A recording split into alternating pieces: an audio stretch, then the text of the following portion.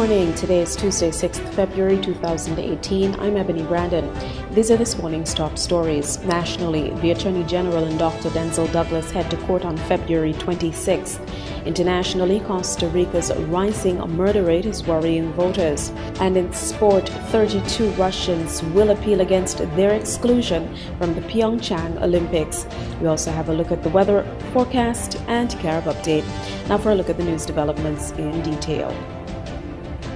The first round of the new legal battle between the government and opposition leader, Right Honorable Dr. Denzel Douglas, will take place on February 26th. On this date, the parties involved in the government claim brought against Dr. Douglas will head to the High Court, where they will seek to have the court determine Dr. Douglas's eligibility to serve as a member of Parliament. At the root of the challenge is information which came to light that Dr. Douglas holds a diplomatic passport issued by the Commonwealth of Dominica.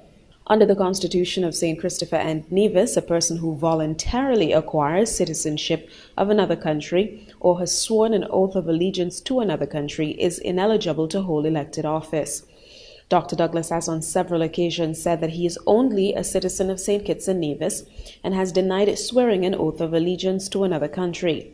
His attorney, Dominican Queen's Counsel Anthony Astephen, has since said that to be issued a Dominican diplomatic passport, the government of that country does not require persons to become citizens or to swear an oath of allegiance. Mr. Astephen has also said there is a reasonable explanation, which he will present to the court, as to why the diplomatic passport states Dr. Douglas's nationality as Dominican.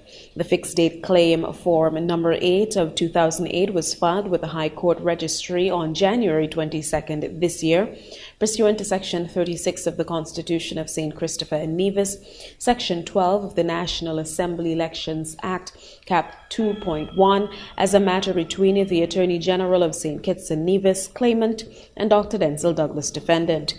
The Attorney General is seeking a declaration from the court that Dr. Douglas should be required to vacate his parliamentary seat, as since his election to the National Assembly in February 2015, Dr. Douglas would have become disqualified from serving in the National Assembly, as by his own act is in accordance with the laws of the Commonwealth of Dominica, under acknowledgement of allegiance, obedience, or adherence to a foreign power of state. An injunction barring Dr. Douglas from taking his seat in the National Assembly is also being sought on the basis of the government's argument that he has vacated his seat. And while business owners operating bars on South Friars still have to move, they may have a bit more time to properly plan their relocation. The public outcry and advocacy on the behalf of the persons operating in the area has spurred the government to intervene. Prime Minister Dr. Timothy Harris said, while there is little government can do to prevent the beach establishments having to move, as the lands are privately owned, efforts will be made to negotiate with the landowner to increase the short notice given to the bar owners. The majority of the land in the Southeast Peninsula is now privately owned. In January, beach bar operators received notice that their leases were to be terminated. They were reportedly given just 30 days in which to vacate. This caused concern for the business owners, who have all said while they knew this day would come, the short notice did not allow for them to find places to relocate to. It would also mean that dozens of people will find themselves out of employment for an indeterminate length of time. Over the weekend, a local advocacy group, Save Our Beaches in St. Kitts and Nevis, held a rally in South Friars in which organizers sought to raise public awareness of the situation and appeal for authorities to protect the threatened local small businesses. A petition has also been started which will call for the government to end development on South Friars by outside developers in order to protect the beach and maintain it in its natural state for the enjoyment of locals and tourists alike. It is well known that developers representing the Ritz-Carlton have expressed interest in starting a major project which will involve both North and South Friars. Construction on the newest hotel is expected to begin this year. While Dr. Harris suggested the bar owner's plight is inconvenient, he added that the new development will create employment for more than 300 people. And in international developments this morning, Costa Rica's rapidly rising murder rate is another issue weighing on the minds of many voters ahead of elections. Last year saw the highest ever number of homicides. The Central American nation is still considered one of the safest in the region, but the growing violence is causing concern among people in the capital. Andy Gallagher reports. For San Jose's police, operations like this are becoming increasingly routine. Each evening they gather a large force and head out into the city's poorer neighborhoods. The streets here are not what they were. Authorities say violence fueled by drug trafficking has led to a record-high murder rate. Buenas tardes. Community policing is part of the effort to fight back, but the rise in violence is something they've never dealt with before. Costa Rica suffered a change. We can't deny that. Before, criminals did not have the weapons they have now. The issue of drug trafficking was not present in our country, nor in the barrios or wider communities. We try to fight back by showing a presence here. For Carmen Cabalzeta, Costa Rica's new realities already claimed both her sons. They got involved in the drug trade and paid with their lives. Carmen's now caring for the children they left behind. This place has brought me so much pain. I've lost 2 sons. I always fought for my family so we could get ahead. I never imagined something like this would happen, that they ended up dead. It's important to note that Costa Rica's crime rate is far lower than other countries in the region. In El Salvador, Honduras and Guatemala, there were more than 17,000 murders in 2015.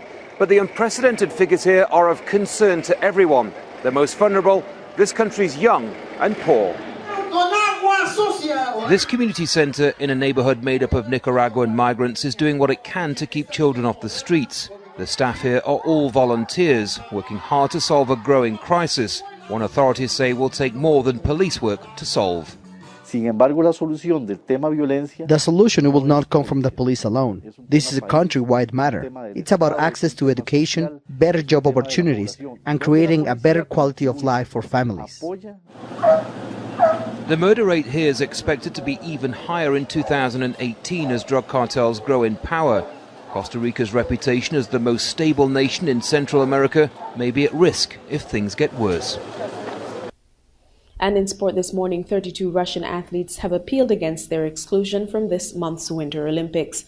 They include those who had their life bans lifted by the Court of Arbitration for Sport, CAS, last week. A hearing is set to take place on Wednesday, 2 days before the Games.